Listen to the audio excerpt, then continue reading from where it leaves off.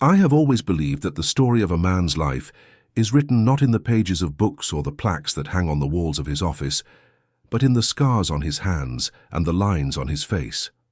My story is no different. You can trace every late night, every early morning, every sacrifice I made right here, etched into skin and bone.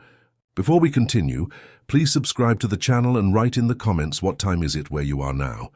My name is Thomas Brennan and I'm 72 years old. It's a story that could belong to many men of my generation. Men who built something out of nothing. Men who sacrificed youth, health, friendships, and even love to keep the lights on, to put bread on the table, to create something that would outlast them. But since you've chosen to sit and listen, I'll tell you my story plainly and I won't spare the truth. When I was a young man, I didn't have much. Just a pair of strong arms, a stubborn streak that some called foolishness, and a dream that kept me awake at night. I wanted to own something of my own. A shop, a workshop, a business. I didn't care what form it took so long as it was mine. You see, growing up poor leaves a mark on a man. You remember what it's like to go without, to watch your mother stretch one meal into three, to hear your father's sighs when bills pile higher than wages. I swore I would never go back to that. So I started small. It was a garage, really. 4 cracked walls and a corrugated roof that leaked when the rain came heavy. I borrowed tools from friends, bought a few second-hand machines and worked until my hands bled. By day, I repaired old farm equipment, tractors, rusted plows, and broken engines. By night, I taught myself how to build new things, parts, components, anything that someone might pay $1 for. Those first years were brutal. I'd stay up until 3 in the morning, choking down cheap coffee to keep my eyes open, listening to the rattle of an old drill press echoing through the empty night. The air was thick with the smell of grease and oil, the floor permanently stained black no matter how hard I scrubbed. My clothes smelled of metal shavings and sweat. When I finally lay down, it was on a cot in the corner, the sound of rain dripping through the roof lulling me into an exhausted sleep. But slowly, so slowly I hardly noticed at first, things began to change. One farmer told another about my work. A neighbor brought his broken pump. A small company asked me to fabricate a part they couldn't get elsewhere. I reinvested every penny back into the shop. New tools, stronger machines, better materials. Of course, sacrifice came with it. I missed birthdays. I missed anniversaries. There were nights when my wife sat alone at the dinner table, the food going cold, while I wrestled with a machine that refused to cooperate. My children grew used to the sound of me stumbling in late at night, too tired to speak, collapsing into bed only to rise before dawn. I told myself it was for them, for our future. But sometimes I wondered if they understood, and yet, despite the hardship, I was proud. Not proud in the boastful way. Proud in the quiet sense of seeing something grow under your hands. Proud of knowing that the sweat dripping into your eyes, the calluses splitting on your fingers, the aches in your back, all of it meant something. It was around that time that my younger brother, Michael, came to me. Michael had always been different from me. Where I was cautious, he was reckless. Where I saved, he spent. Where I worked in silence, he thrived in noise. He was charming, no doubt about that. People liked him. He could walk into a room full of strangers and walk out with half of them calling him a friend. But charm doesn't pay the bills, and Michael had a way of burning through opportunities as quickly as they came. He showed up at my workshop one evening, his shirt wrinkled, his hair unkempt, a defeated slump in his shoulders. "Brother," he said, his voice tired, "I need work. I need something." I looked at him, grease still smeared on my own hands, and I saw the boy he used to be, my little brother.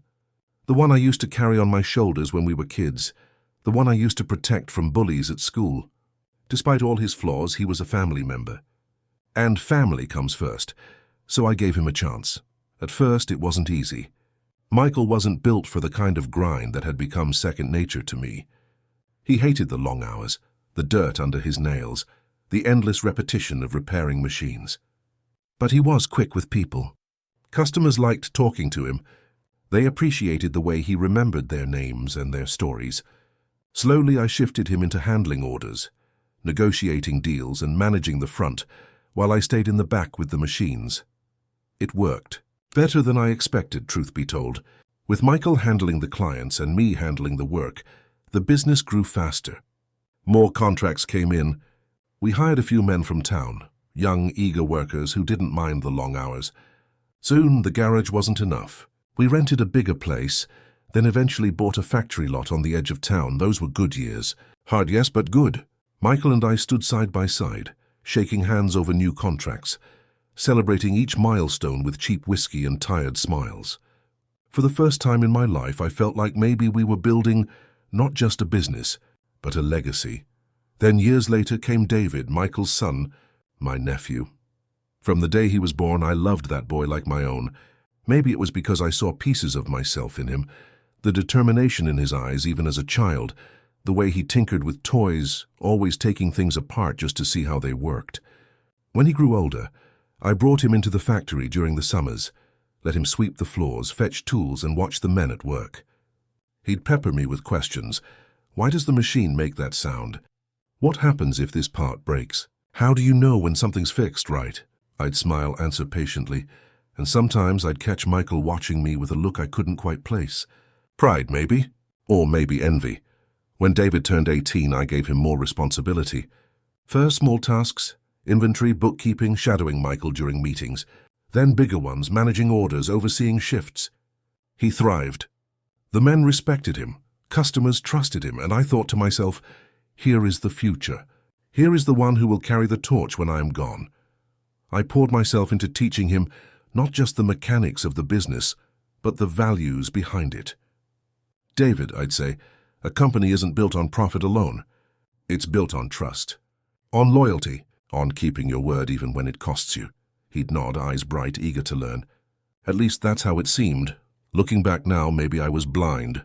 Maybe I mistook ambition for admiration, hunger for loyalty. But at the time I believed in him. I believed in both of them. Michael, my brother, who I had lifted when he had nothing. David, my nephew, whom I had raised like a son. Together, I thought we were unbreakable. We celebrated every success together. Holidays, family gatherings. They were filled with laughter, clinking glasses, the pride of shared accomplishment. When people asked about the company, I'd smile and say, "It's not just mine, it's ours." A family business. That phrase meant everything to me. A family business. Not just machines and contracts, but blood and bond, sacrifice and love woven into every brick of the factory walls. Of course, the cracks were there, even then. Small ones. Michael sometimes pushed for bigger risks. Deals with men I didn't trust, loans I didn't think we needed. David sometimes questioned my cautious approach, eager to expand faster than I thought wise. But I brushed it off. Families argue. Brothers disagree. Nephews test their elders. In the end, family comes first. Always, or so I thought. If there is one thing age teaches you, it is that nothing stays the same. Not joy, not pain, not loyalty, not even family. Back then, I was too close to see it. All I saw was the company rising, contracts rolling in, money flowing steadier than it ever had, and my family beside me. I thought we were unstoppable. The factory had grown into something I could barely recognize from those garage days. The machines were newer, taller, louder. The hum of progress filled the air day and night. The place smelled of hot steel and sawdust, the kind of scent that clung to your clothes and skin until it was part of you. When I walked the floor, workers would nod, tip their caps, or straighten with respect. Some had been with me since the garage. Others were young men just starting out, but they all carried the same pride. They worked for something real, something that mattered. I can still remember one particular afternoon. It was summer. The air so thick with heat it shimmered above the asphalt outside. Inside the factory, fans buzzed loudly but did little to cool the sweat dripping down everyone's brows. I had grease on my hands as I bent over an engine that refused to behave when I heard a laugh, Michael's laugh. Loud, charming, carried across the floor. He was walking alongside a client in a crisp suit, gesturing broadly, telling some story that had the man roaring with amusement. I wiped my hands on a rag, watching from a distance. For a moment I felt proud. That was my brother, my blood, representing the company with confidence. But then, just for a flicker of a second, I caught his eyes as they darted toward me. There was something there. Not pride, not joy. Something harder, more calculating. It unsettled me, but I shook it off. Families bicker, I reminded myself. Brothers compete. What mattered was that we were working together. As the years rolled on, David grew into his role with speed that almost startled me. One day he was the eager boy sweeping floors. The next he was shaking hands with suppliers, negotiating prices with a sharpness I hadn't taught him. He carried himself differently, shoulders back, voice steady, eyes quick to judge. Sometimes I'd watch him across the room during a meeting, the way he leaned in, whispering something to Michael, both of them sharing a smile I wasn't part of. But I dismissed it. I told myself it was nothing more than a nephew eager to impress his father. What I did notice, though, was how David spoke to the men on the floor.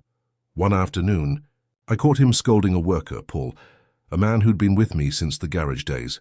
Paul had made a mistake on an order. Nothing major, nothing we couldn't fix. But David's tone was sharp, almost cruel. "If you can't keep up," he said, his voice cutting through the factory noise, "then maybe this isn't the place for you." Paul's face burned with humiliation. The other men went silent, their eyes darting between David and me. I stepped forward, putting a hand on Paul's shoulder. "Everyone makes mistakes," I said firmly. "What matters is fixing them. Paul knows that better than most. He's one of the best men we have." David's jaw tightened, but he didn't argue. Still, the damage was done. The men never looked at him quite the same after that. Later that evening, I pulled David aside. "You're smart and you're capable," I told him. "But don't forget, this company isn't built on fear. It's built on loyalty. Treat the men with respect, and they'll give you everything they have. Treat them like they're replaceable, and they'll never trust you." He nodded, but his eyes told me he didn't agree. There were other moments, too. Times when Michael pushed me toward deals I didn't want. Risky ventures with men whose smiles were too slick, whose promises sounded too sweet.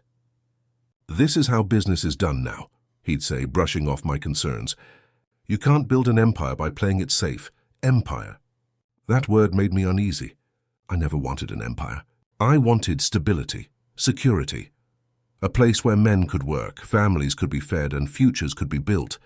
But to Michael, to David, it seemed the business was more than that. It was power, leverage, a stepping stone to something greater. And still, I let it pass. I told myself it was just ambition talking. That they would learn in time. Family comes first. Always. That phrase had been my compass, guiding me through every storm. It was why I gave Michael a chance when no one else would. It was why I poured my heart into teaching David everything I knew. And it was why, even when unease pricked at me, I silenced it. Because to doubt them felt like betraying myself. Looking back now, I see the cracks were there all along. Small fractures that, left unattended, grew into deep fissures. But in those days, I didn't want to see them. I wanted to believe. I needed to believe. I remember one night vividly. It was late, past midnight. The factory was silent. The machines cooled, the men long gone home. I sat alone in my office, the lamp casting a soft yellow glow across stacks of papers. Michael had left hours ago, claiming he had a meeting in town. David had gone with him. I didn't think much of it then. I leaned back in my chair, the leather creaking, and let my eyes wander over the office. The photos on the wall, me and Michael in the early days, grinning with grease-smeared faces. Me with David as a boy, holding a wrench too big for his hands, both of us laughing. Awards, certificates, small reminders of how far we'd come. I felt a swell of pride then, a warmth that spread through my chest. This was my life's work. Not just the machines, not just the contracts, but the family bond woven through it all. I raised my glass of water, toasting the silence. "To family," I whispered. The silence, of course, didn't answer, but in my heart I believed it was enough. And yet, even as I smiled that night, a part of me, a small, quiet part buried deep, wondered why I was still alone in that office, while my brother and nephew were off somewhere together, why their whispers had grown more frequent, why their smiles sometimes didn't include me. I brushed it aside, because to face it then would have been too painful, and so I carried on, blind to the storm already gathering on the horizon. So I thought, success, I've learned, doesn't always bring peace. Sometimes it only sharpens the knives people keep hidden.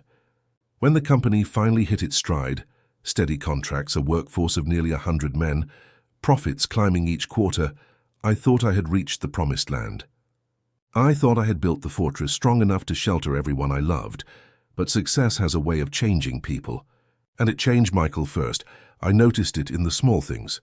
He stopped arriving early, the way he used to when we were struggling. In those days, he'd be the first through the door, coffee in hand, talking with the men as though each of them was his closest friend.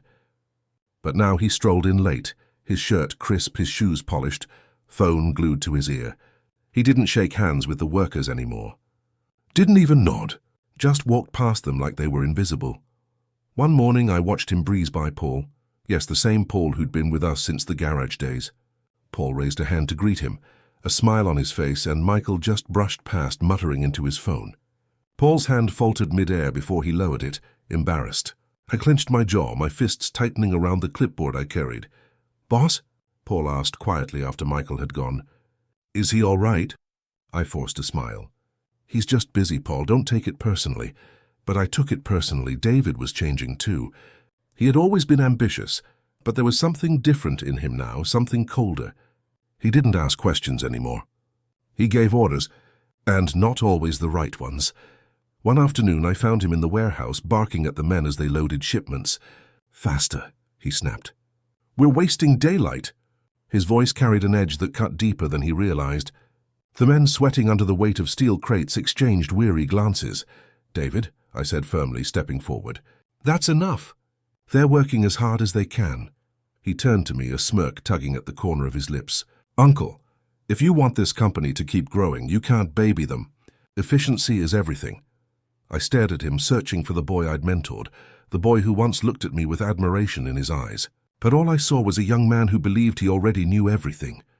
"You think efficiency is barking orders?" I asked quietly. "It's results that matter," he replied, his voice dripping with arrogance. The men fell silent, watching us. I swallowed my anger, not wanting to humiliate him in front of them. "We'll discuss this later," I said, turning away. But the unease in my chest grew heavier with each passing day. Then came the books. Numbers don't lie. That had always been my creed. Whenever I doubted something, I turned to the records.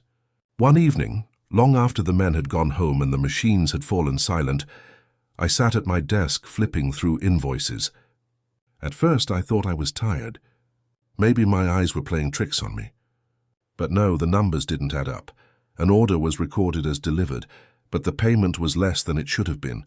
A supplier's invoice listed materials we never received. Accounts I didn't recognize appeared in the ledgers, and small transfers were made with regularity.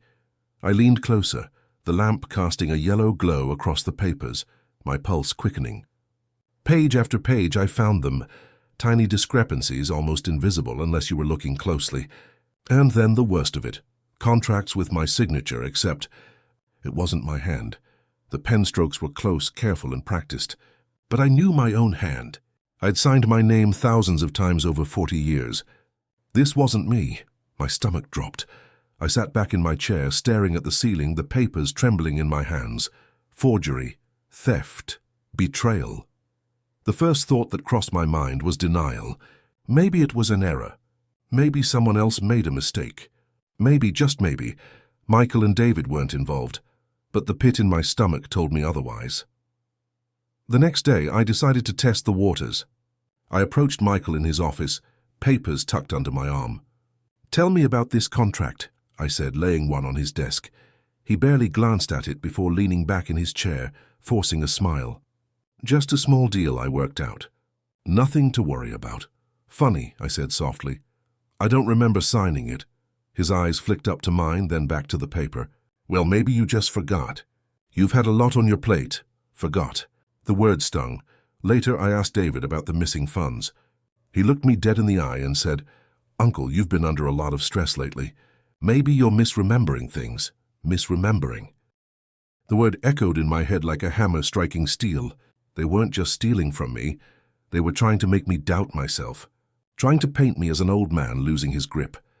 That night, I sat alone in my study at home.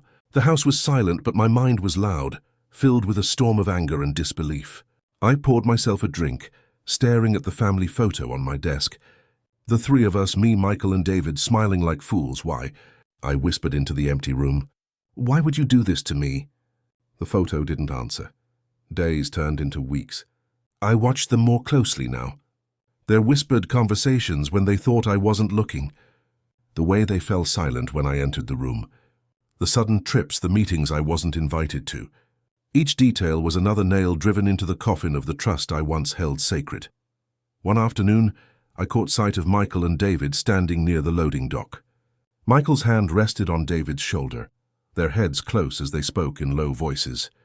When they noticed me, they straightened quickly, smiles plastered on their faces. "Just talking business," Michael said smoothly, but I saw the flicker of guilt in their eyes. That night, I drove to the river, the same river where I used to sit in the early days dreaming of the future. The water shimmered under the moonlight, the air cool against my face. I stared at my reflection in the dark surface. An older man now, weary lines carved into my skin, eyes heavy with disappointment.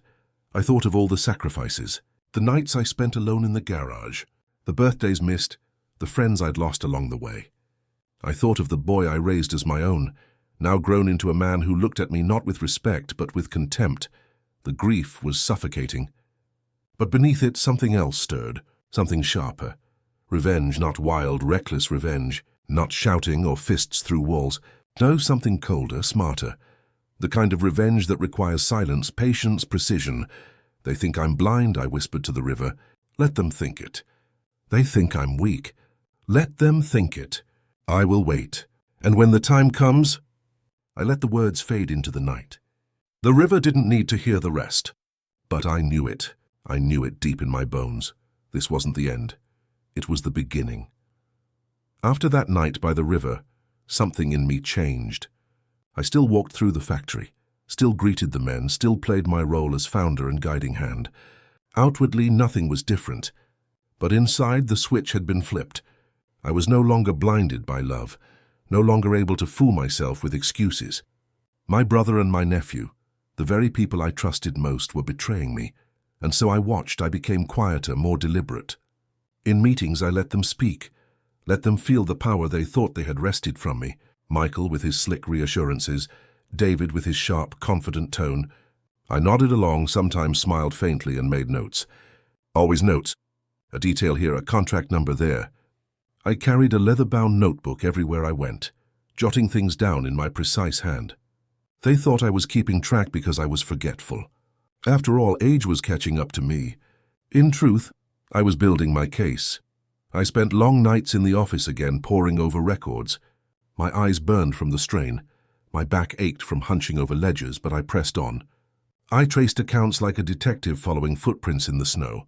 Small transfers added up to large sums. Funds moved from one account to another, through layers meant to confuse. But the trail was there, and it led straight back to Michael and David. The betrayal wasn't small. They weren't skimming pocket change. They were bleeding the company slowly, methodically. It was clever, just enough at a time to go unnoticed, buried beneath the noise of a growing business. Clever, but not clever enough. I remember one night clearly. The factory was empty, the silence pressing against my ears.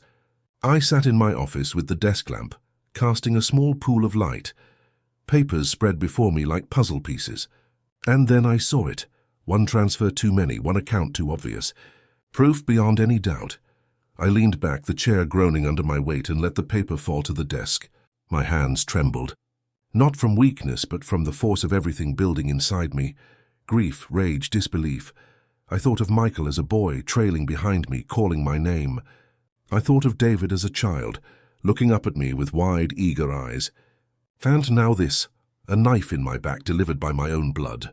The next morning I studied them with new eyes. Every gesture, every word carried a new weight. Michael laughed too loudly, his charm stretched thin like a mask. David met my gaze with too much confidence, the kind born not of respect but of defiance. At one point David put a hand on my shoulder in front of the men. "Uncle," he said with a smile, "don't you worry about a thing. We've got it all handled." The words were meant to reassure, but to me they dripped with condescension. The men didn't notice, but I did. Oh, I noticed, and yet I said nothing, because anger is loud, rage is reckless. But revenge, real revenge, is quiet, patient. At home, the weight of it pressed down heavily each day. I'd sit in my study, staring at the family photo that had once filled me with pride. Now it mocked me. Michael with his easy grin, David with his youthful charm, and me with pride shining in my eyes. Pride that had been shattered. Some nights I poured myself a glass of whiskey, something I never used to do. The burn down my throat was nothing compared to the fire in my chest. I'd whisper into the darkness, words that tasted bitter on my tongue. I gave you everything, and you threw it away. But grief only lasts so long before it hardens into something else. Resolve. It was Samuel who finally gave me clarity. Samuel had been with me nearly his whole adult life. I'd hired him as a boy, sweeping floors just as David once had. But unlike David, Samuel never lost that respect, that humility. He worked hard, learned quickly, and never forgot where he came from. Over the years, he became my right hand, the man I could rely on when everyone else faltered. One evening, I called him into my office. He stood there, hat in hand, his brow furrowed with worry. "You wanted to see me, sir?" I gestured for him to sit. The papers lay spread across my desk. "Samuel," I said quietly, "I need your eyes on these." He leaned forward, scanning the documents. His jaw tightened as he pieced it together. When he finally looked up, there was no need for words. "He knew. It's them, isn't it?" he asked softly. I nodded once. Samuel's hands curled into fists. "After everything you've done for them?" I closed my eyes, the weight of decades pressing down. I trusted them, more than anyone, and this is what they chose. For a moment, silence stretched between us, broken only by the faint hum of the factory cooling for the night. Then Samuel spoke, his voice steady. "What do you want me to do?" I looked at him then, really looked. This was a man who had given me loyalty without condition, a man who stood by me without ever asking for more than a fair wage and a measure of respect, a man who had earned the place Michael and David had squandered. And in that moment I knew what I had to do. I leaned forward, lowering my voice. "Help me make sure they never touch this company again. Help me protect what we built." His answer came without hesitation. "Always, sir." From that night on, the plan began to take shape. Quiet, careful, deliberate. I gathered evidence piece by piece with Samuel at my side. We made copies, secured records, consulted discreetly with Eleanor, my lawyer, sharp as a knife and loyal as they come. Assets were slowly shifted, protections put in place. All the while I played my role. The tired old man, too weary to see what was happening right under his nose. Let them believe it.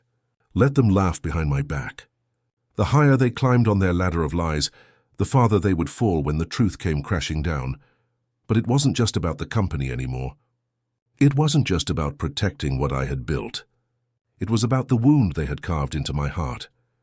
Every time I looked at Michael, I remembered the boy who had once looked up to me. Every time I saw David, I remembered the child who had once tugged at my sleeve, eager to learn. And every time I thought of what they had done, I felt the knife twist deeper. The betrayal cut me not just as a businessman, but as a brother, as an uncle, as a man who believed naively that family meant something unbreakable. But if they had chosen greed over blood, then I would choose justice over forgiveness. And so I waited. I watched. I planned. The storm was coming, and I would be the one to bring it. Revenge is a word people often misunderstand. They picture it hot, furious, reckless, screaming matches, fists flying, blood spilled in the heat of the moment. But real revenge, the kind that leaves a mark, the kind that can't be undone, that kind of revenge is cold, silent, patient. It doesn't come in a flash. It grows, carefully tended, like a seed planted in the darkest soil, watered with betrayal until it blooms into something deadly. And I was patient. Michael and David thought they had me exactly where they wanted me. The aging founder, losing his edge, too weary to see what was happening under his nose. I played the role well. In meetings, I let them speak over me. I pretended not to notice when David dismissed my advice or when Michael smirked at my caution. I let them think they were winning. All the while I sharpened my blade in the shadows. With Samuel and Eleanor's help, I moved quietly. Samuel gathered records, double-checked ledgers, and spoke to suppliers who confirmed deals had been rerouted through Michael and David's accounts. Eleanor drew up documents, trusts, transfers, protections, each one crafted so carefully it was like weaving armor around the company. Bit by bit, I shifted ownership into safe hands, leaving only a hollow shell for my brother and nephew to cling to. It was strange, moving through the days with this double life. By sunlight, I was the tired old uncle, barely keeping up. By night, I was a soldier preparing for war. Sometimes, as I sat in my study late at night with the documents spread across my desk, I'd pause and ask myself, why am I doing this? Was it to protect the company? Yes, to protect the workers who had given their sweat and blood for decades? Absolutely. But deeper than that, it was personal. They hadn't just stolen money. They had stolen trust, love, the very foundation of what I believed family meant, and some betrayals you don't forgive. I'll never forget the night Eleanor laid out the final papers in front of me. "It's done," she said, her voice calm but edged with satisfaction. "The trust is airtight. Samuel is the executor. If anything happens, he controls everything. Michael and David have no legal claim. They don't even realize yet that the ground has shifted under their feet." I stared at the papers, feeling both relief and sorrow. Relief that the company was safe.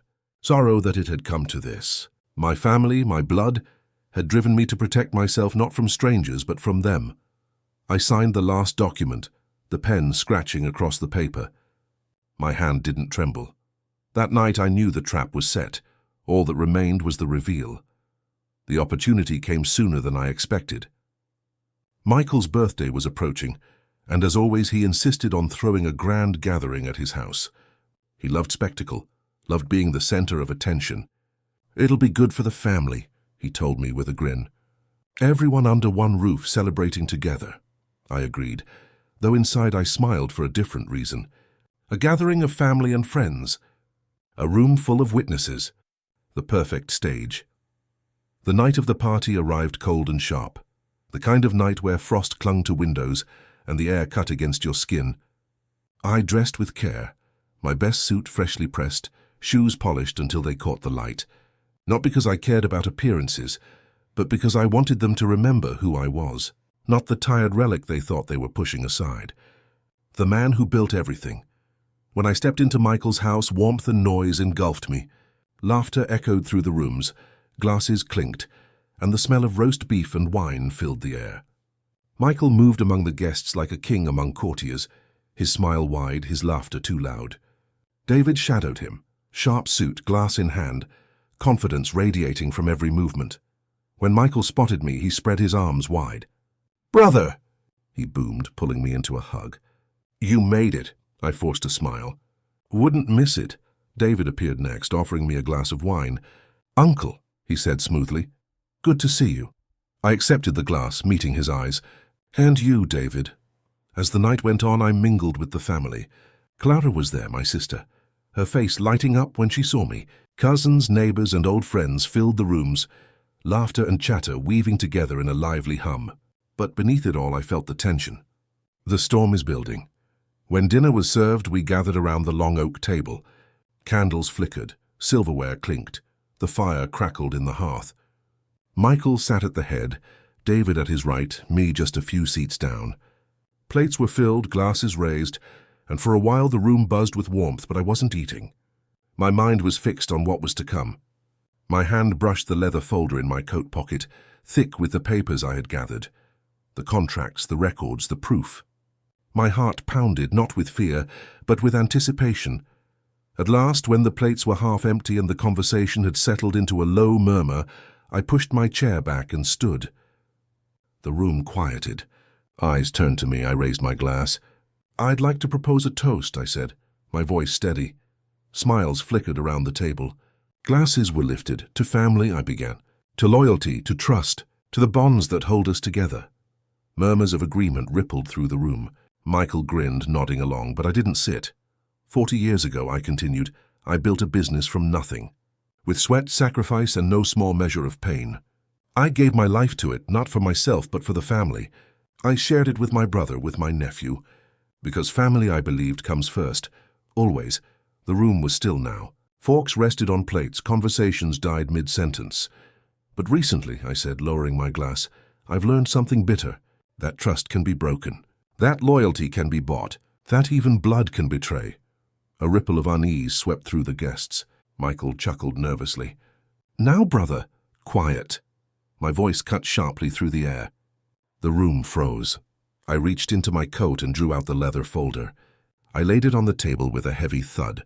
"These," I said, flipping it open, "are the records, the forged contracts. The siphoned funds, the lies, all traced back to Michael and David. Gasps erupted around the table. Clara's hand flew to her mouth. Cousins exchanged stunned looks. Michael's face flushed red. "That's nonsense," he barked. "You don't know what you're talking about." I pulled out the papers one by one, laying them across the table like a dealer in a high-stakes game. Bank records, signatures, transfers, all undeniable. "Here," I said coldly. "Look for yourselves. Proof that for months they've been stealing.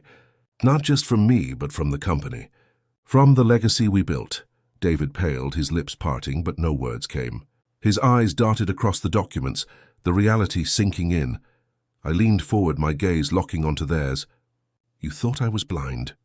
You thought I was weak. But I was watching. I was waiting. And while you plotted, I secured everything. The company, the assets, the legacy, it's all beyond your reach now." Michael slammed his fist on the table, the plates rattling. "You can't do this." I straightened, my voice ice. "I already have." The room was silent, the only sound the crackle of the fire. I raised my glass once more. "So here's my toast. To family, to betrayal, and to the truth, which always rises." I drank deeply, set the glass down, and let the silence crush them. The silence that followed my toast was heavy enough to choke the air. For a moment, no one moved. All eyes darted between me, Michael, and David. The papers I had laid across the table glowed in the candlelight, undeniable evidence of betrayal. The fire crackled in the hearth, filling the void with a sound that suddenly felt deafening. Michael was the first to break. He shoved his chair back and stood, his face red, his voice rising. "This is a setup," he shouted, pointing a trembling finger at me. "You've gone senile, brother. You've let paranoia eat you alive. Everyone here knows me. They know I would never, I cut in, my voice calm but sharp as steel. "Never forge my signature. Never siphon company funds into accounts under your name. Never whisper behind my back, plotting how to push me out of the very business I built." Gasps circled the table again. Clara's eyes glistened, her lips trembling as she whispered, "Michael, tell me it isn't true." But Michael faltered. His mouth opened, closed, but no denial came that could stand against the papers before him. David finally spoke, his voice lower, steadier, though his eyes betrayed panic. "Uncle," he began, "you've misunderstood. These documents, they don't show the whole picture.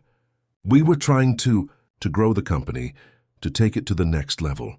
Maybe we didn't tell you everything, but it wasn't betrayal. It was a strategy." "Strategy?" I snapped, my fist slamming the table.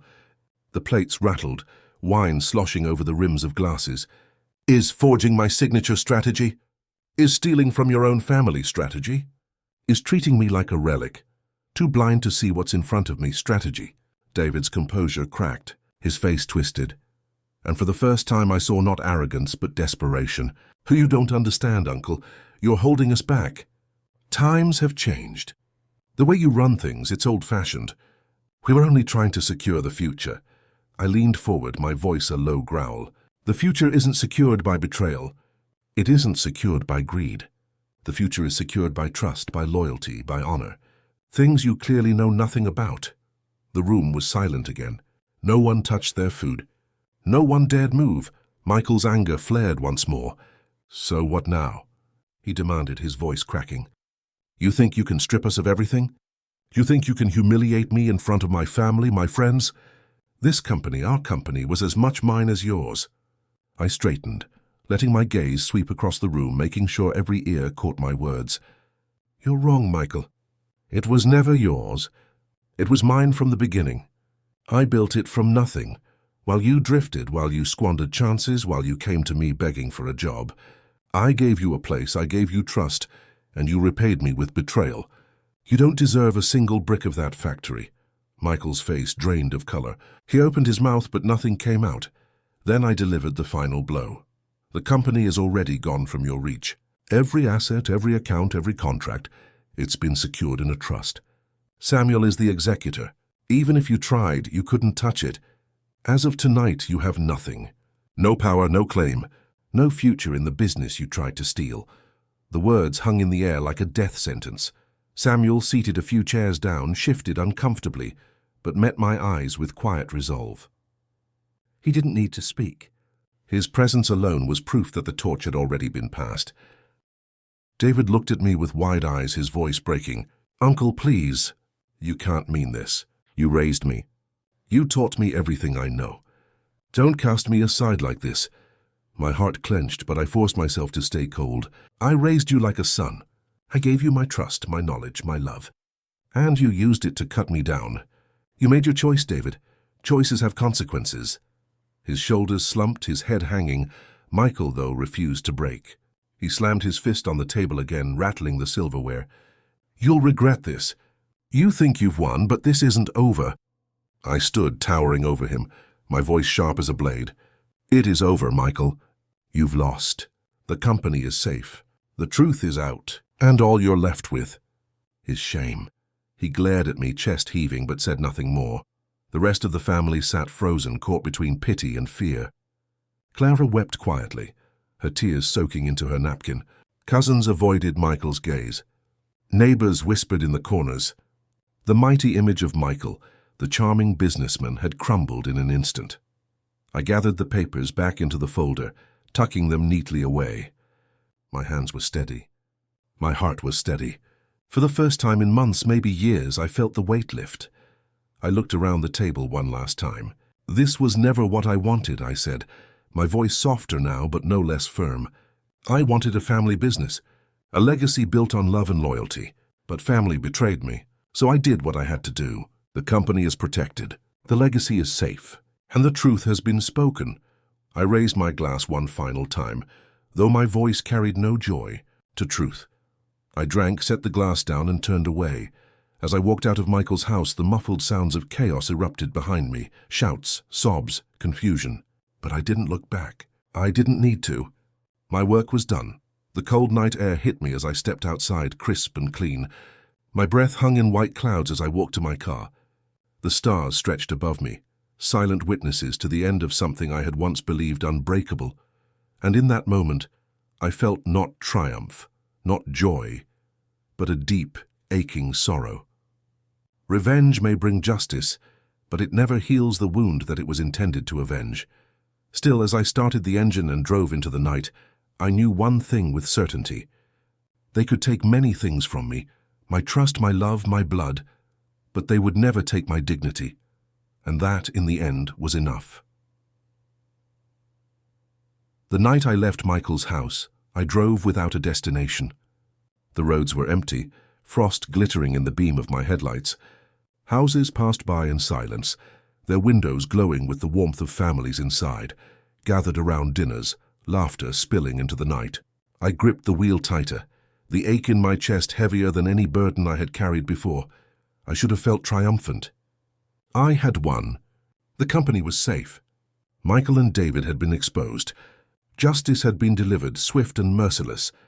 Yet as I drove through the sleeping town, victory tasted bitter. Because the truth was simple. I hadn't just destroyed their scheme. I had destroyed what little remained of the bond we once shared. When I reached home, the house greeted me with silence. I hung my coat by the door, loosened my tie, and sank into the armchair in my study. The clock ticked softly on the wall, each second louder than the last. On my desk sat the family photo, me, Michael, and David, frozen in time, smiling as though betrayal were impossible. I stared at it for a long while, my throat tight, my chest hollow. I whispered, "Why?" Though I already knew the answer. Greed, ambition, the hunger for power that devours everything in its path. The days that followed passed slowly. Word of what happened spread quickly, through family, through the factory, through town. Whispers followed Michael wherever he went. People who once laughed at his jokes now avoided his eyes. David walked with his head down, shoulders hunched, the confidence drained from him. They didn't dare confront me. They couldn't. The truth was out, and the evidence was undeniable. Samuel stepped into his new role with quiet grace. He never boasted, never gloated, never once mentioned that the company now lay in his hands. He simply worked steadily, reliably, and loyally. The men respected him, trusted him. For the first time in months, I felt at peace, knowing the legacy was secure. But peace came at a price. I would walk the factory floor and feel the ghost of what once was. I'd see the space where Michael used to stand, charming the clients. I'd hear the echo of David's younger voice. eager, respectful, long before ambition soured it. Memories hung in the air heavier than the scent of oil and steel. One afternoon, Paul, the worker who had been with me since the garage days, approached me quietly. He was older now, like me, lines etched deep into his weathered face.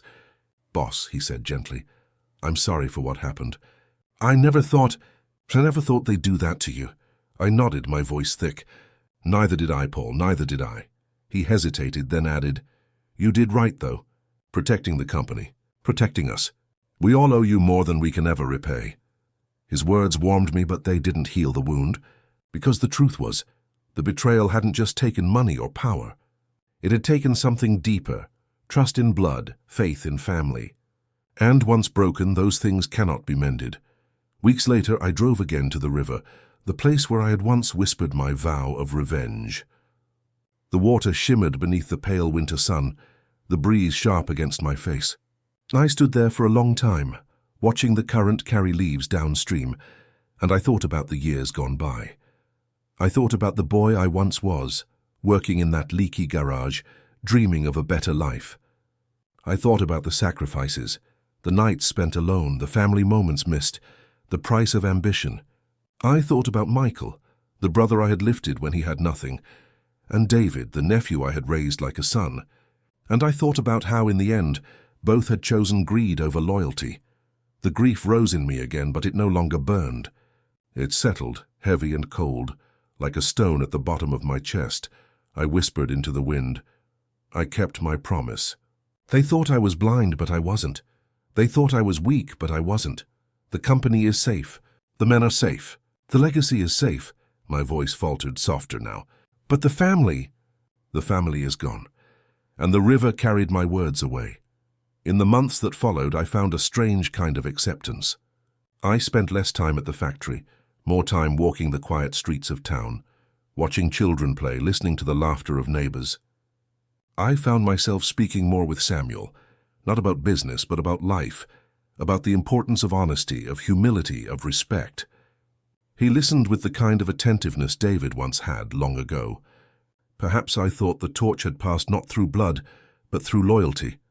One evening, as I sat alone in my study, I took the family photo from my desk.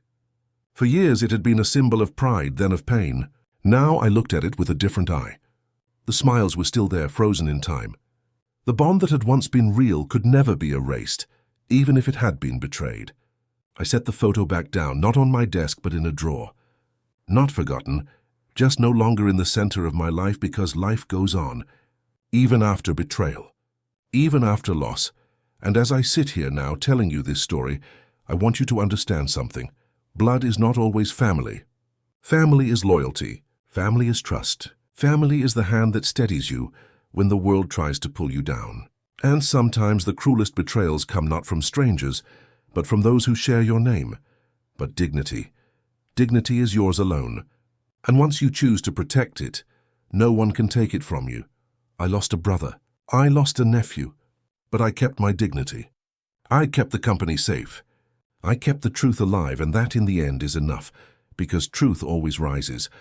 And respect, self-respect, outlasts even the deepest betrayal, always.